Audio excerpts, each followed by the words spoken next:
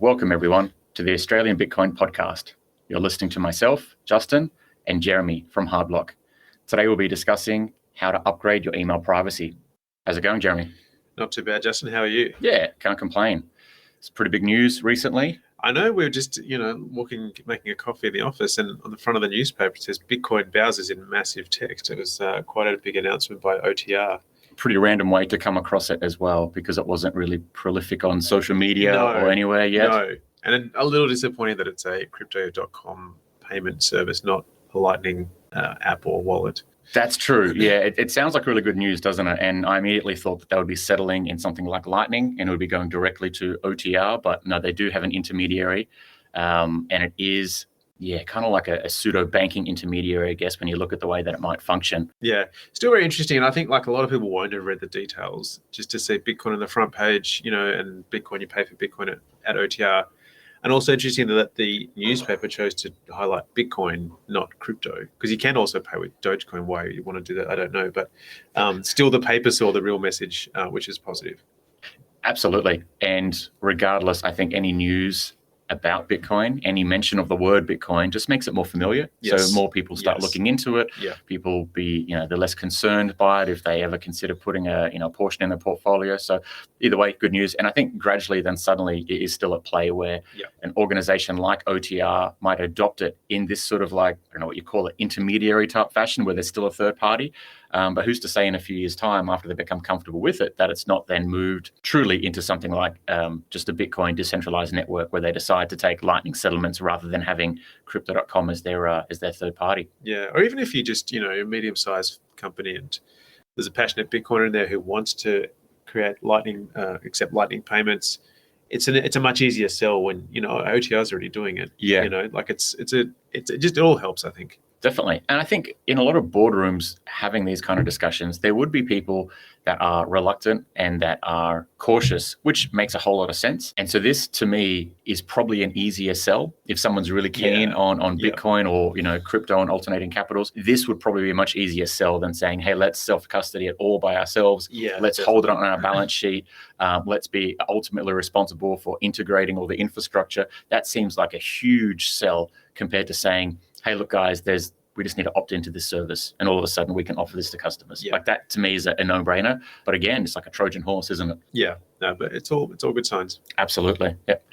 Just one last point on that is that I found it interesting. Right underneath, they had the United Australia Party's ad that talked about how, I don't remember exactly what it was, but the context was saying inflation and debt and price rises are getting out of control. So the fact that they paired that Bitcoin news with a political statement, but still a very true political statement about the state of our debt bubble. It's good that thing is being talked about a bit more. It's being it's like the Overton window has shifted to the point where it's now okay to talk about things like inflation, the debt crisis, and alternative forms of money. Whereas you go back a few years or 10 years, the Overton window said, if you were talking about those things, you were crazy. That was not an appropriate kind of context. Very cool. Well, we'll see where that goes. Yeah. But for today, we are talking about upgrading your email privacy, talking about why to do that, what are some of the ways to go about it, as well as some of the difficulties that you might face while doing it. So probably good just to start at the why. Like, why would someone upgrade their email privacy?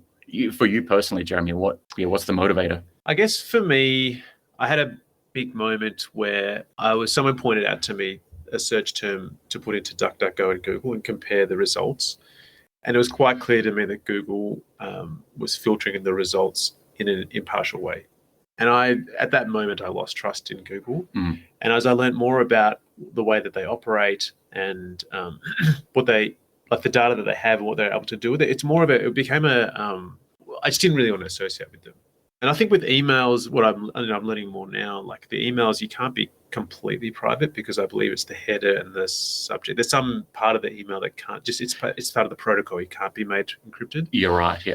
But it was more, this kind of, I suppose you could say I've had this relationship with Google since about 2004. I was invited to Gmail when it was beta, so you couldn't just sign up, you had to have an invitation. So it's basically been my main email address since I finished uni. And then to have this kind of realization that these are their values and it's really not aligned with my values at all. It was a big step. I think, like your email address you've had for a long time, it's got all of your emails in it. That's how people contact you.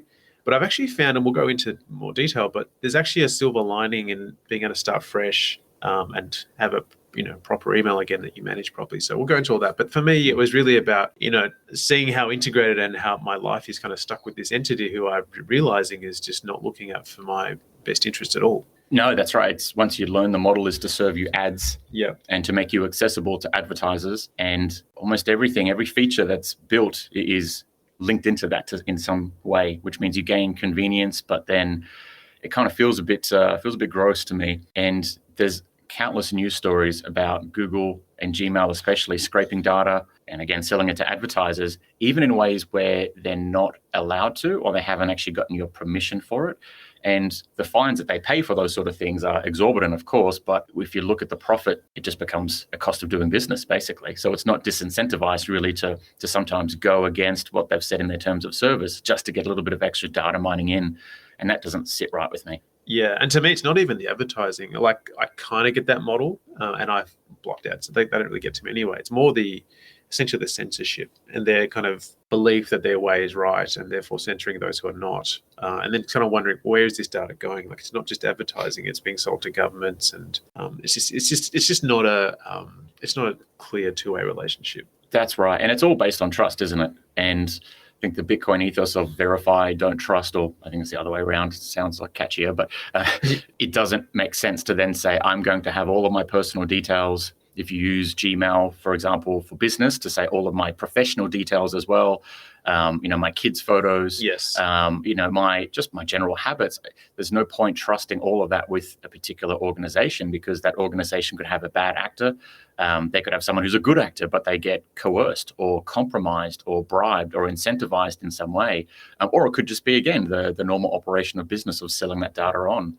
And so I guess something that we're talking about here, which is sort of implied, but we haven't said specifically, is that your data that gets sent via, say, Gmail is not end-to-end encrypted, which means that it's very easy for an observer to be able to compromise and read that data, especially if they have any sort of link in with Gmail themselves. And of course, Gmail themselves have complete access to that data. Now, they will say that it's encrypted at rest on their servers, but they have the key to that encrypted data, which means they can always access it. It's never like end-to-end encrypted. The way that works differently is that it gets encrypted on your device, it gets sent, and it remains encrypted. And then when it gets to the receiving device, like whoever you're sending that email to, then it becomes unencrypted for that person to see. So all along that transfer process, it's called like a zero knowledge protocol, where no one else has knowledge of what's going on there, apart from the fact you're sending an encrypted email. So a private email is usually going to be something that's end-to-end encrypted or has this zero knowledge encryption, which usually means about the same thing. But Gmail is not that,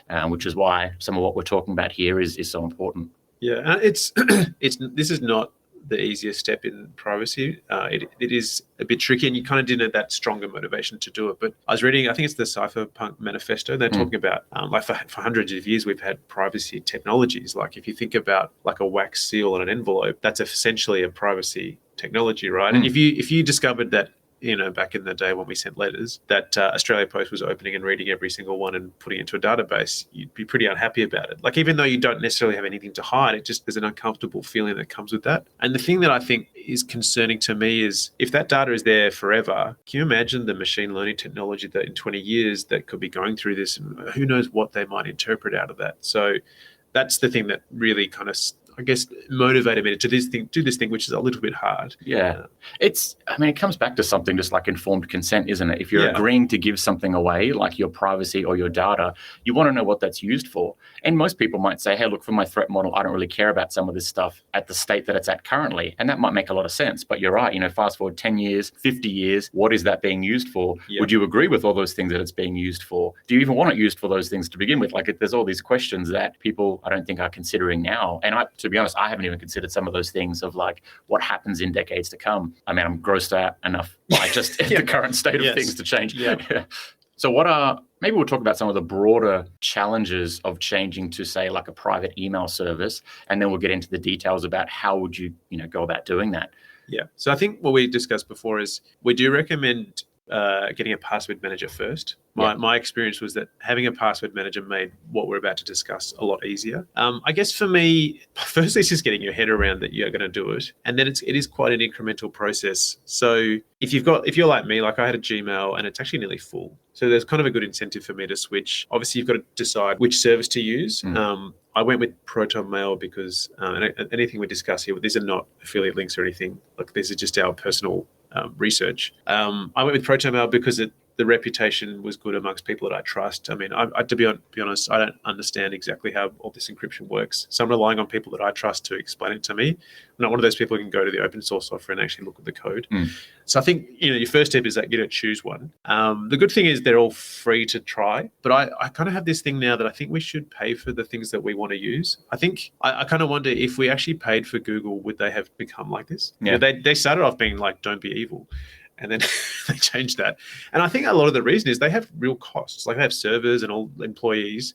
Someone has to pay for that. If we're not willing to pay for them, they've had to go find someone else. So I think it is really important that once you do choose a service, it's to pay for it. We'll talk about some of the costs are very reasonable. And I think a lot of that's psychological because, before, like, this is electronic mail, right? We used to send letters that cost, like, back in the day, 50 cents. It's now $1.10. There's more inflation. But, we wouldn't question paying 50 cents to send a letter. Now we don't want to pay anything to send one email. Well, what if you just paid 0.1 cent or 1 cent per email? It's no difference to your financial situation. But psychologically, we find it hard to pay for these services. So I do think it is really important to choose a service and then pay for it so that the company that you're partnering with, hopefully for decades, is sustainable.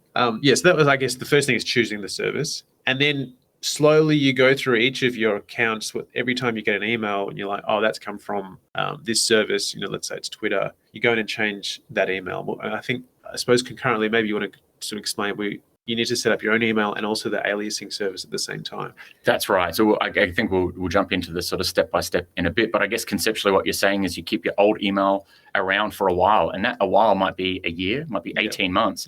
But then you have a new email set up, a private email set up. And basically, as emails come in onto your old email, you then determine, do I want to move this across, or do I want to eventually just leave this here to be in the ether forever and I don't need to see these emails anymore? If you want to move it across, you sign into that service, you point it at your new email address, the private one, and that's just a gradual transition. Don't feel like you need to knock it all over in a day or a weekend. I think doing it gradually over the course of time, because there are some things that you won't get all at once. So like end of year financial reporting or quarterly bills. So if you sit down to try to do it all in a day, today, for example, there might be bills, there might be emails that you're going to receive on your old email address that you don't realize until we get several months down the track. So keeping it live for a while makes your job easier, but it also makes it a better job done as well, because you don't miss anything in there and then become very frustrated of having to transfer a new email address and losing some really important stuff. Yeah, and there is a really good feature in Proton, I can't speak for the others, where you actually can bring all of your Google Mail or other emails across. I chose not to do that because I've got several gigabytes. I think it could be 10 gigabytes worth of emails because I basically had never deleted anything. So I kind of, at the moment, I'm at this position where I have an auto forward on my Gmail to my ProtonMail, and then the Gmail is set to delete those. But I think it's going to be quite hard for me to then get rid of that Gmail forever because it's an archive of 15 years worth of emails for me. So different people will have different ways they solve this problem. But, basically from day one, you really could, if you want, forward your Gmails to whichever email service you choose and then not really have to go back to that Gmail unless there's special circumstances. Exactly. So I guess we'll jump into the first step, because we're kind of talking about it at the moment, is choose a private email provider. And so there's 3 that I recommend, but I want to talk broadly about why we tend to recommend those ones. So the first issue is that they have free options, but they're open source, which means that if you can't verify it yourself, of course, you know that there's been a community of people that have been verifying it. And usually free open source software tend to put up things like independent audit reports. So you can check their claims, things like whether they're end-to-end encrypted, zero knowledge encrypted, which each of these ones that we're about to suggest are. And those are really important points. So I think the ones that I recommend the most are ProtonMail, Tutanota, and CTemplar. And so Jeremy mentioned that he's gone with ProtonMail. I have both Well, actually, I have an account with each of those just to be able to test out a little bit. And I have come to the conclusion that ProtonMail is probably the best to go with as well. The difference between them, just if you're trying to sort of entry level into this and figuring out which one might work best for you, CTemplar is paid. However, you can request from their developers a free option. It's not trial. You can have it for as long as you want. But you need to go that extra step of contacting them, which to some degree makes it a little bit less private because you're either contacting them from an existing email linked to your identity, you're contacting them on Twitter or something along those lines. But that's definitely an option, CTemplar. But there's a bit of a barrier there to getting into it. Tutanota and ProtonMail are free to sign up, and you sign up directly on their website. Having said that, Tutanota makes it very, very difficult to sign up with either a VPN or Tor. Most IP addresses related to either Tor or a VPN, at least commonly known providers, they have blacklisted, which doesn't let you sign up to their email service through it, which is very frustrating because to some degree, signing up to a private email address using your main IP, like your main kind of networking identification without having a VPN or Tor is, I mean, it's a good step to do it compared to not, but at the same time, you might as well go that little bit extra step and do it through a VPN or a Tor browser. And Tutanota doesn't really let you do that for the most part. ProtonMail, on the other hand, does. So for ease of sign up and also for the ease of sign up privately, ProtonMail tends to be my go-to. Yeah, I kind of think as well, like this is something you want to have for a long time, right? And Proton, they seem to be developing a very big ecosystem and growing fast. So another thing you might want to think about is if you do want a VPN, you can package the Proton VPN with the email and it's more cost-effective if that's something you're comfortable doing. Proton also has the Onion site, which I've not tried, but you can just kind of see some of their values that kind of help you fit the brand to what you want. And also, I think one of the things that gives me a lot of confidence is they put out a statement when everyone was sanctioning Russia that they weren't going to do that.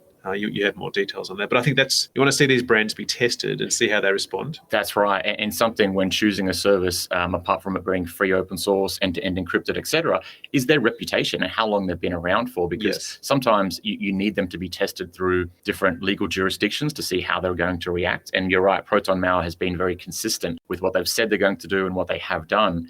CTemplar, as just an alternative example, has not been around for anywhere near as long. Now, that's not inherently a bad thing, but it just means you need to treat it with a bit more caution. And the point you make about the ecosystem, I think, is really good too, because you want to be able to grow into the service over time. So ProtonMail has now a Proton Drive, which is like their Google Drive or their Dropbox alternative that's released very, very recently. They have a calendar and they have their email, obviously, and they have a VPN service as well. And their intention is to keep expanding that out to become an entire Google Suite alternative, whereas Tutanota is focused more so on just email. I think they might be beta testing a calendar at the moment, but they're much further behind ProtonMail. And CTemplar is really just email for the time being. Yeah, I guess when you come to it from Google, like Google's software is amazing. That's why we all use it, or you did use it. Like the calendar, like you just move things around. It works really fast. They've obviously got amazing engineers and a lot of them. So you do need, I think, to have an organization that has the potential to attract a lot of good quality engineers, because that's what's going to get you a good product. So I think there is, I'm hoping that Proton becomes like the business choice in the future, because you can see they're developing that suite where you can run a business from it. Just something else I wanted to say as well about payment. If you do choose to pay, you can pay for ProtonMail directly with Bitcoin, with a proper Bitcoin transaction. It's not one of those front ends that goes through like crypto.com. Like they give you a Bitcoin address and you can send it there and then you get a credit. So that's a really cool feature that I liked as well. Definitely. And it helps a little bit more with privacy too. If anyone wants an additional challenge, apart from just signing up to a ProtonMail account, if you can sign up to it without linking it to an existing phone number or email address of yours, that's even better. Now, I don't think you really have to do that, because the way that ProtonMail deals with those things when you're signing up is they just use it as a way to ensure that you're not signing up multiple accounts linked to the same phone number or linked to the same email. But what they say is that once you have signed up, they don't have that as an identifying part of your account details. So they don't have it quite clearly, this person signed up with this old Gmail account, or this person signed up with this old phone number, or not old phone number, but you know what I mean. So I think you can do that more privately by not linking it to pre-existing numbers or emails, but you don't have to. But, bonus points if you can. So what are your thoughts on, say in the old days, we would just go, if your name was John Smith, you'd be like john.smith@hotmail or John Smith. What are your thoughts on email addresses to use in the new kind of privacy-focused world? I might still use my first name. Really depends on what the email's for, of course. If you're using it completely attached to a pseudonym, then I would say you don't want to attach to your real name whatsoever. However, if you're going to be using it in your kind of day-to-day life, personal or professional, I wouldn't be uncomfortable with having my first name in there, but I probably wouldn't have my first and my last name, or even my first name and my initials. It would just be my first name or some derivative of my first name. That would be my take on it, at least. Yeah, so it's a new mindset, like a lot of those things that you just kind of have done. It's a new way of thinking. But the good thing was, and we'll talk about aliases, but even within ProtonMail, I'm sure the others, you can have several aliases. So you might have your full name that you just give out to your family, and you might have your first name and your last initial or something that you give out to people you don't know as well. So there's different, all these kind of tools are there for you to work out what's the best way you want to operate from here on in. Absolutely. So I guess the simplest step, if anyone takes anything away from this, is sign up to ideally a ProtonMail, a Tutanota, or a CTemplar email account. If that seems too confusing, just go with ProtonMail. There's low-hanging fruit there. Just by signing up to that account, you're already making your life a little bit more private and starting that transition to moving things across to your ProtonMail account. However, if you want to really upgrade your email privacy, we've mentioned email aliases a few times, so it's good to talk about what they actually are and think the prominent services that you could use. So the two, or at least look, the one that I've used a lot is AnonAddy, so ANONADDY.com, and one that I've heard of recently, but I hadn't tested myself, but we heard about at the Bitcoin Bush Bash from Kitan, is SimpleLogin, which functions essentially the same way. So what those are is you would sign up to, say, AnonAddy you could sign up with your real name, but technically you can sign up with any name. And I think bonus points for privacy if you sign up with a name that's not associated with you whatsoever. And what the email alias service allows you to do is every time you sign up to a service, you can give them essentially a new email address that isn't linked to your private email address that you sign up in, say, step one. Like, say, for example, so we can kind of talk about this a bit more clearly. Say if I sign up in step one to Justin@protonmail.com. I now go and sign up to AnonAddy with the name Bitcoiner rather than Justin. And so whenever I give out an email address to someone that I don't want knowing my real email address, which is justin@protonmail.com, I would give them an email alias linked to my AnonAddy service. So that might be something like, if I sign up for a newsletter, the email address I would give them might be something like a newsletter at bitcoiner.anonaddy.com. There's a lot of other domains you can use. It doesn't have to be, say, like bitcoiner.anonaddy.com, but that gets very complicated. So I'll just kind of go with this one example for now. So say I've got that newsletter at bitcoiner.anonaddy.com email address.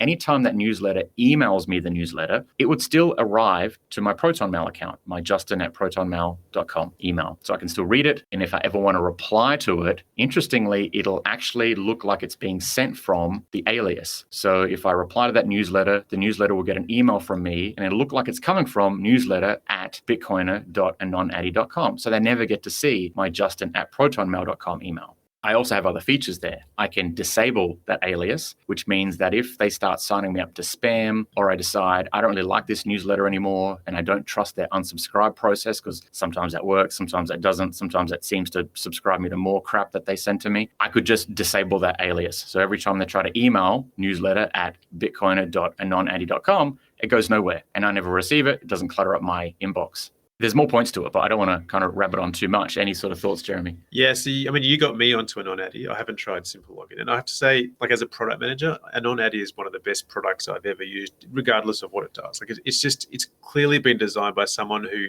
tried to solve this problem for themselves. And everything they do, like, that's such a cool feature. It's just everything is really well designed. And I think one of the things that if you haven't done this already, there's the site, is it Have I Been Pwned? The major issue for me is around the security. So if you go to Have I Been Pwned and put in your normal email address, you'll see that a lot of sites have been compromised. And if you use the same password associated with that same email address, anyone can go and try out, very prominent accounts and get into your account. So this is a great way of not just, if you've got a password manager, now you're having unique passwords and also unique email addresses for everything you sign into. So I think, to me, the security is a big factor there. Obviously, not giving away your main email address is a great feature. And then I've used it a couple of times where there's some services that have just become too spammy and you just turn them off. This is another one where I do recommend paying for it. I think it's $1 a month. I mean, it's very reasonable for how good the product is. It has an extension. So if you want, because you obviously you can sign up with your own alias, but you can even sign up with their domain and just some random characters as the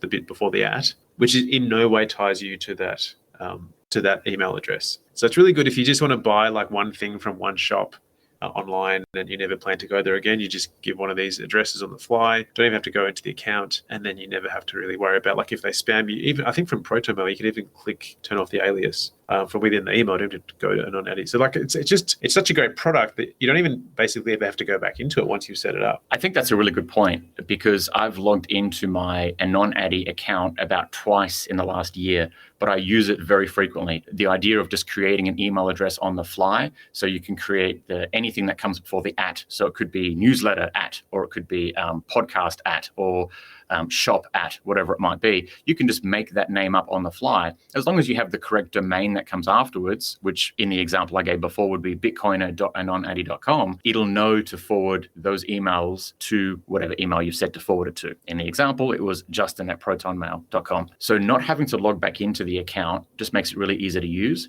It's only if you would want to then disable one of those accounts. But like you mentioned, that feature is available even from ProtonMail or from the web extension. And logging back into the account every once in a while is not that kind of outrageous or out of the question. Something that you mentioned, which I think is a really good point, is this is not just about privacy, is it? It's about security. Definitely. And it's kind of security through privacy. So if you use the same email address for multiple different accounts, if that's ever compromised in a data breach, the way that hackers often get into accounts is they're not targeting you specifically. I mean, that can happen, but generally that's not the way it goes.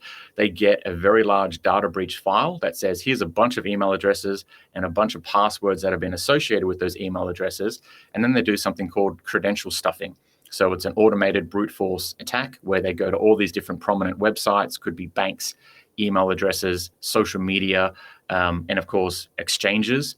And then they just try all of those various login details, and that's how they get in. And most of the recent articles, I'm thinking of Australian articles that we've talked about in previous podcasts, where people have logged into their exchange and found they've been, wiped out, or someone's compromised their email address and then gotten into their exchange from that. All of these have come from credential stuffing attacks because of a data leak and because that person used the same kind of passwords and the same email for a lot of different logins. So being able to upgrade your privacy by using a different email for every account you have with something like an aliasing service that we're talking about here. And of course, using different passwords and linking it in with a password manager, which will have perhaps a separate podcast and article out in the fullness of time to explain a bit about password managers. But that just improves your security so much. You're no longer low-hanging fruit, which means you're very unlikely to be targeted in that way. Yeah, and if you think about, so I think MailChimp had a data breach this week. So if you think about, if you just use one email address and you're in a database that has your name in it, all you have to do is one data breach associating your name with one email address, and then anywhere else the email address is in a database, they can link you straight away. So you kind of just, instead of putting out this like one, here I am, this is my email address and this is everything I've done, you're just putting out these random fingerprints that are, no one can really connect together. That's right. It's like a breadcrumb situation, because some people, I know the way that I've thought about this in the past at least, is that, I'm just putting in my name and my email address to this site. So that's not so big of a deal. However, if you use that same email on another site where you have your home address, and then you put that email on another site where you have your phone number, and then you put that same email on another site where you have, say, your Bitcoin exchange, and there's funds in there, someone, especially if a few of these places had a data breach, would easily put that together and say, well, that's interesting. Now I've got this person's email, their phone number, their real name, their home address, and I know they have some money in this exchange account. That in and of itself helps with things like social engineering attacks, even if they can't compromise those accounts directly. So really important to have security by privacy. These data breaches are not hypotheticals. I mean, we've had MailChimp. What was the other one? The CRM? HubSpot. There was about 30 different companies like Unchained Capital, BlockFi, Swan. So like some very big companies were customers of HubSpot. And again, all that data was breached. Yeah, so I think it's kind of like, it's almost like when you sign up now, that's becoming public data. Like it's the safest assumption is to assume that it is public data, because that's essentially, unfortunately, how it's turning out to be. Yeah, very true. So any other nuance here, or any other problems that we sometimes have? The one thing I've found it is a bit funny trying to verbally tell someone that your email address is like this thing .anonaddy.com. So I've sort of struggled with that. It's a very minor situation. I also haven't found a good way to initiate an email conversation with someone. Like if I just had their email address, I don't believe that's a feature that exists where you can start an email conversation that way. But I mean, it's been pretty minor when I've had to kind of do that. And you could use aliases from within ProtonMail to get around part of that problem. But overall, yeah, I do kind of want to reiterate the password manager makes this much easier, because if you can have unique passwords and unique usernames, like trying to do that without a password manager would be impossible, I think. Yeah, So definitely. I think I'd strongly recommend getting the password manager to enable you to do all of this. If you are looking for a password manager, generally, I would just suggest Bitwarden.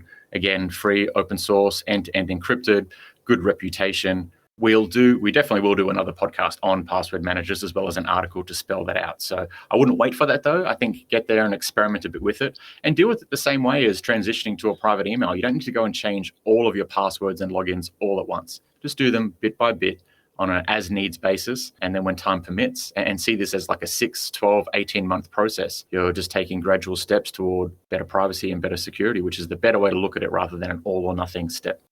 I think that's probably most of the details that we wanted to give out. There's a lot of customizability really on how you want to use it. Some people will use email aliases as a way to just categorize things. So they'll have bills, newsletters, exchanges, and that will be the part that comes before the @ Therefore, there's multiple services using that one address. And again, there's privacy trade-offs to that, but convenience trade-offs. So there will be a little nuance that we probably haven't discussed here that you start to realize, you can customize it for yourself when you get into it.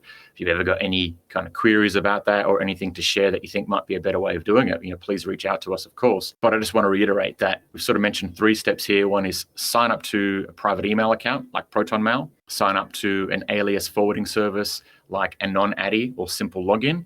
And the third step is start giving out those email aliases to services that you either are newly subscribing to, or change your existing email address in the services that you already have to one of these email alias forwarding services. And those are your 3 steps. Just do it gradually over time. Yeah, you just got to slowly do it. Every time you get an email, just change it up, and it just becomes a habit. Like it doesn't take that long. I think we need to be upfront. There are a couple of drawbacks into moving this way, because as we said, Google is super convenient at the cost of a lot of other things. One of the things that not roadblocks, but one of the things I found wasn't as easy was setting up a video call. So if you want to do that in Google, it's incredibly easy. Basically, it's already there. The link is there. Google Meets. You just send someone an invitation. It's there. So things that I've tried, there's a service called Jitsi, which is an open source video conferencing, and you can take a hyperlink and put it into your calendar invitation. I also recently tried a Signal group call. So if you have a Signal group set up, say for your family, you can actually just press the camera button and start a call, and they get a message where they can join that call. And I found it very good, actually. So yeah, that's something, to start thinking about. And it makes you wonder, what data analysis could be happening on all those Google Meets videos. Well, I was going to say, that's the thing is, if you go to a private email and then still use Google Meets, probably not the best option. It's a good intermediary step, but you're right, finding something like Jitsi, free open source, end-to-end encrypted, or like you say, Signal. Anyone who's been following Impervious AI and their layer 3 solution. So layer 3 means they're building on layer 2. Layer 2 is Lightning, and then layer 1 is the Bitcoin on-chain, time chain part. So they're building on layer 3 a web browser, and this web browser has, I'm going to forget half of the stuff, but it's got like a VPN integrated into it. It's got voice calls. It's got video calls. It's also got a web browser itself and a search engine. And there's a few other bits and pieces that they're integrating. It looks outrageous, the amount of things that they're delivering on. And if I remember right, it's April 6th. So that's probably American time, which means a couple of days that'll be out. They've already been posting up demos of their, their sort of Skype/Zoom/ Google Meets equivalent calls. And this is all over the Lightning Network. And they're called ephemeral, which means that once they are closed, there is no trace of them having occurred previously. So it's sort of even better than end-to-end encrypted. There's no metadata. There's no trace that it even occurred in the first place. So over time, there'll be more and more options of having things like voice chat or video chat that are properly secured and properly private too. Yeah, I feel like the privacy space is earlier in its kind of evolution than even Bitcoin. And so some of the technologies they're still being built out. And I think eventually, you'll go to Proton Calendar and you'll click a button that does Jitsi or signal messaging or something like that. Yep. Like it'll just be part of it, but they haven't had the time to build all those features. So still, I think get in now, but just know that you're part of this journey and that the stuff is going to get better and easy to use. But I mean, for example, AnonAddy, I think that's a product that's already there. It's amazing what it can do and how well it's been thought out. But some of the other stuff that's not quite as convenient, I don't know. I find I'm able to live with it because I feel comfortable knowing that the people I'm working with, the companies I'm working with, have much better brand ideals and they're actually just selling a product to me. And that's why these products, I think, will eventually be a lot better. Definitely. I think there's practical benefits of having better privacy and security. It feels better from like a values or like an ethos sort of standpoint. And, you learn something each time. You need to find a bit of a workaround to an existing service that you use.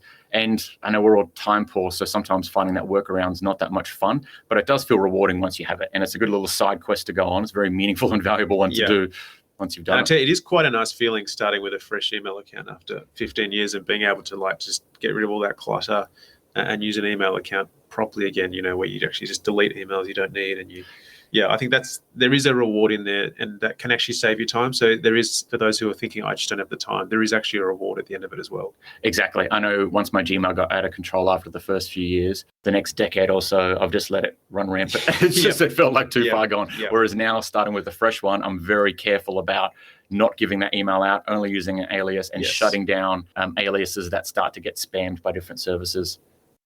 Consider it. Reach out if you have any queries.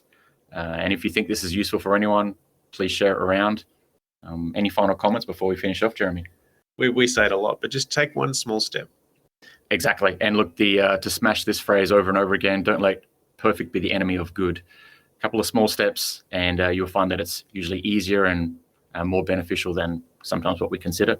Well, thanks for listening. Again, if you have any comments, reach out on our Twitter, hardblockbtc. Thanks for listening.